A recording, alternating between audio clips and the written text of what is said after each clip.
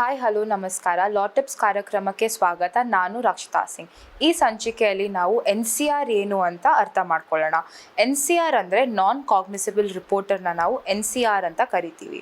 So ನಾವು police ಸ್ಟೇಷನ್ಗೆ ಹೋದಾಗ ನಾವು ಕಂಪ್ಲೇಂಟ್ ಕೊಡ್ತೀವಿ. ಆ ಕಂಪ್ಲೇಂಟ್ ಬಂದು ಒಂದು ಗಂಭೀರವಾದ ವಿಷಯ ಆಫೆನ್ಸ್ ಅಥವಾ ಸೀರಿಯಸ್ ಆಫೆನ್ಸ್ ಮೇಲೆ ಇಲ್ಲ ಅಂದರೆ ಪೊಲೀಸರು NCR ಆಗಿ ರಿಜಿಸ್ಟರ್ ಮಾಡ್ಕೊತಾರೆ.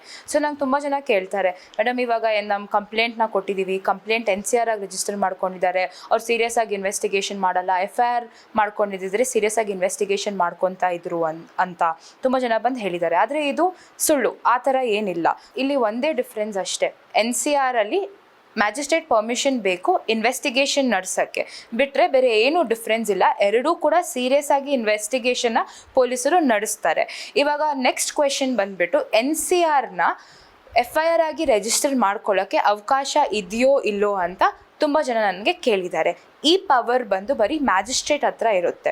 ಸೊ ಮ್ಯಾಜಿಸ್ಟ್ರೇಟ್ ಹತ್ರ ನಾವು ಹೋಗಿ ಒಂದು ಅಪ್ಲಿಕೇಶನು ಅಥವಾ ಪೆಟಿಷನ್ ಹಾಕಿದಾಗ ಮ್ಯಾಜಿಸ್ಟ್ರೇಟ್ಗೆ ಸ್ಯಾಟಿಸ್ಫೈ ಆಗಬೇಕು, ಆಯಿತು ಇವಾಗ ಇದು NCR ರಿಜಿಸ್ಟರ್ ಆಗಿದೆ, ಈ NCR ಬಂದು ಒಂದು ನಾನ್ ಸೀರಿಯಸ್ ಆಫೆನ್ಸ್ ಮೇಲೆ NCRನ ರಿಜಿಸ್ಟರ್ ಮಾಡ್ಕೊಂಡಿದ್ದಾರೆ, ಆದರೆ ಇಲ್ಲಿ ತುಂಬ ಸೀರಿಯಸ್ ಆಫೆನ್ಸ್ ನಡೆದಿದೆ, ತುಂಬ ಎವಿಡೆನ್ಸ್ ಇದೆ ವಿಚ್ ಶೋಸ್ ದಟ್ ಇದು ತುಂಬ ಗಂಭೀರವಾದ ಅಪರಾಧ ಅಂತ ಅವ್ರಿಗೆ ಸ್ಯಾಟಿಸ್ಫೈ ಆದರೆ ಮಾತ್ರ ಮ್ಯಾಜಿಸ್ಟ್ರೇಟ್ ಪೊಲೀಸರಿಗೆ ಡೈರೆಕ್ಟ್ ಮಾಡ್ತಾರೆ NCRನ FIR ಆಗಿ ರಿಜಿಸ್ಟರ್ ಮಾಡ್ಕೊಳ್ಳೋಕ್ಕೆ.